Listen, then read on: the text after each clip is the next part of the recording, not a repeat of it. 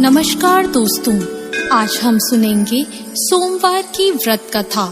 प्राचीन काल की बात है। एक गांव में एक साहूकार रहता था। साहूकार बहुत धनी था, लेकिन उसकी कोई संतान नहीं थी। साहूकार अपने वंश को लेकर हमेशा चिंतित रहता था। साहूकार भगवान शिव को प्रसन्न करने के लिए सोमवार का व्रत रखता था और व्रत के दौरान भगवान शिव पार्वती की पूजा करता और शाम को शिवलिंग पर दीपक जलाता था। साहूकार की पूजा अर्चना को देखकर एक दिन माता पार्वती ने भगवान शिव से कहा, हे प्रभु, ये साहूकार आपका परम भक्त है। प्रति सोमवार को विधि विधान से आपकी पूजा करता है। मुझे लगता है कि आपको उसकी मनोकामना पूर्ण करनी चाहिए। शिवजी ने पार्वती जी की बात को सुनकर कहा, हे गौरी, ये संसार एक कर्म क्षेत्र है। जैसे एक किसान अपने खेत में बीज बोता है तो कुछ वक्त बाद उसे पेड़ मिलता है, उसी तरह इस संसार में आदमी जैसा कर्म करता है उसे उसका वैसा ही फल मिलता है। भगवान शिव बोले कि इसके कर्मों में संतान सुख नहीं है, लेकिन माता पार्वती ने भोले भंडारी से दोबारा आग्रह किया और कहा, हे नाथ, फिर भी आप इसकी मनोकामना पूर्ण कर दीजिए। यह आपका परम भक्त है। अगर आपने अपने भक्तों की इच्छा को पूर्ण नहीं किया तो वो आपकी पूजा आराधना क्यों करेंगे? माता पार्वती के इतना आग्रह करने पर भगवान शिव ने कहा, यह साहूकार बहुत धनवान है और इसके कोई पुत्र नहीं है, इसलिए ये सदैव चिंतित रहता है। लेकिन इसके भाग्य में संतान योग भी नहीं है। लेकिन तुम्हारे आग्रह करने पर मैं इसे पुत्र प्राप्ति का वरदान दे देता हूँ। लेकिन इसका जो पुत्र होगा वो केवल 12 सालों तक ही जीवित रहेगा। फिर एक रात्रि शिवजी ने साहूकार को स्वप्न में दर्शन दिए और कहा कि उसको जल्द ही पुत्र रत्न की प्राप्ति होगी, लेकिन उसका पुत्र दीर्घ आयु नहीं रहेगा, बल्कि केवल 12 वर्ष तक ही जीवित रह पाएगा।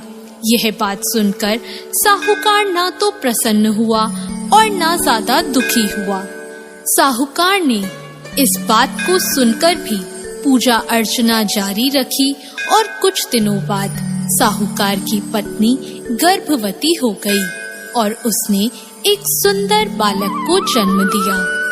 बालक के जन्म से घर पर हर्षो उल्लास का माहौल था, लेकिन साहूकार खुश नहीं था, क्योंकि उसको पता था कि उसके बालक का यह जीवन केवल 12 वर्ष तक का ही है और उसने किसी को भी यह बात नहीं बताई थी।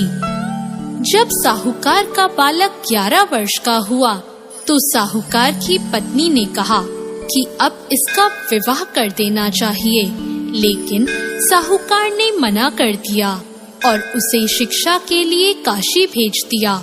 साहूकार ने बालक के मामा को बुलाया और पैसे देकर उन्हें बालक के साथ काशी जाने का आदेश दिया। फिर साहूकार ने मामा भांजे से कहा कि वह काशी जाते समय रास्ते में यज्ञ करते हुए और ब्राह्मणों को भोजन कराते हुए ही जाए।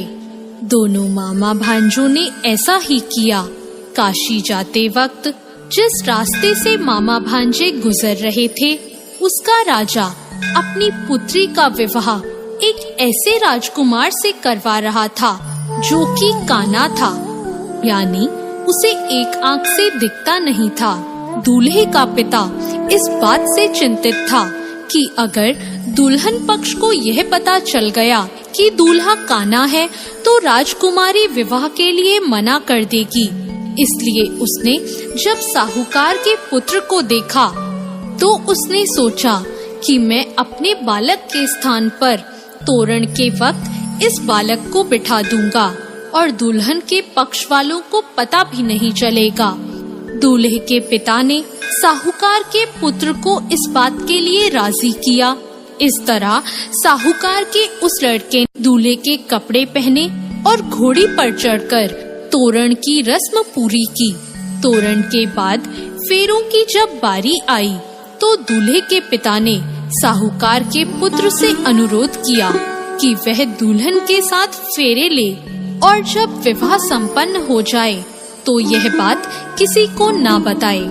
मामा भी राजी हो गया और विवाह समारोह भी निपट गया और शादी संपन्न होने के बाद मामा भांजा काशी के लिए प्रस्थान कर गए।